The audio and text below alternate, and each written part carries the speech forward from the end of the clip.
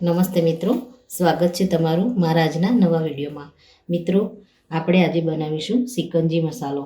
તો શિકંજી આપણે બહાર પીવા જઈએ તો કોસ્ટલી પડતી હોય છે અને એ મજા આપણે ઘરે જ બનાવીશું અને ઓરિજિનલ ટેસ્ટ આવે એવી શિકંજીનો મસાલો આપણે બનાવીશું।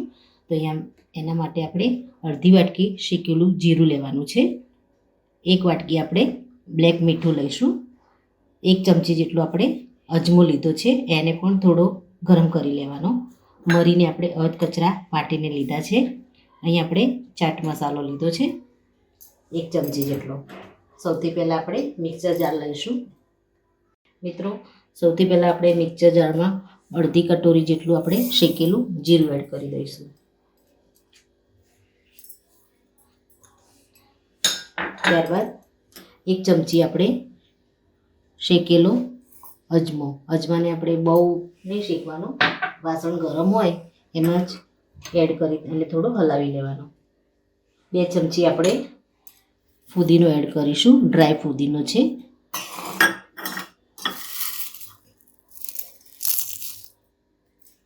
ડ્રાય ફુદીનો આપણે એકદમ 2 ચમચી જેટલો એડ કરી લઈશું। ત્યારબાદ 1 ચમચી આપણે અધકચરા વાટેલા મરી લીધા છે, એ આપણે એડ કરી દઈશું। ત્યારબાદ 1 કટોરીથી થોડું ઓછું આપણે બ્લેક મીઠું એડ કરીશું।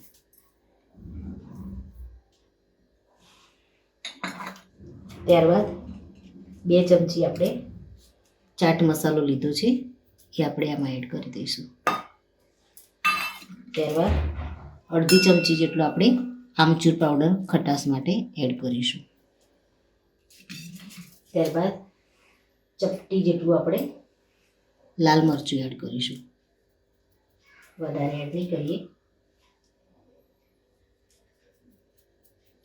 ત્યારબાદ અડધી ચમચી જેટલી આપણે કસૂરી મેથી લીધી છે, એને પણ આપણે આની અંદર એડ કરી દઈશું। હવે ઢાંકણ ઢાંકી અને મસાલાને આપણે એકદમ બારીક પીસી લઈશું। મિત્રો, શિકંજી મસાલો સરસ એવો સુગંધીદાર બની અને રેડી થઈ ગયો છે। આને આપણે કાચના જારમાં સ્ટોર કરી અને રાખી લઈશું।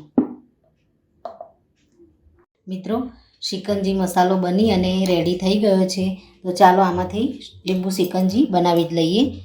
ગ્લાસમાં આપણે સૌથી પહેલાં ફુદીનો એડ કરી દઈશું, ફ્રેશ ફુદીનોના પાન લઈશું આપણે, લીંબુનો રસ આપણે એડ કરી દઈશું।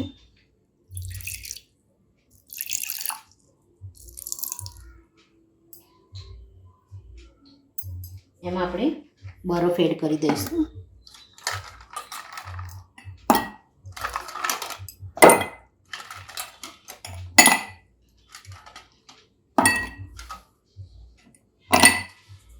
ત્યારબાદ શિકંજી મસાલો આપણે એડ કરી દઈશું, અડધી ચમચી। ઉપરથી આપણે ઠંડુ પાણી, જેમાં આપણે ચિયા સીડને પલાળીને રાખેલા છે, એ પાણી આપણે આની અંદર એડ કરી દઈશું। તો મિત્રો, આ ઉનાળામાં તમે પણ ઘરે આ રીતે જરૂરથી બનાવો અને બહારની શિકંજીની મજા ઘરે જ માણો। મિત્રો, આ સાથે મારો વિડીયો પૂરો થાય છે। જો મારો આ વિડીયો તમને ગમ્યો હોય તો લાઈક, શેર અને સબસ્ક્રાઈબ કરવાનું ભૂલશો નહીં અને કમેન્ટમાં જરૂરથી લખો કે મારી આ રેસીપી તમને કેવી લાગી। ફરી મળીએ એક નવા જ વિડીયો સાથે, ત્યાં સુધી આવજો। Thank you.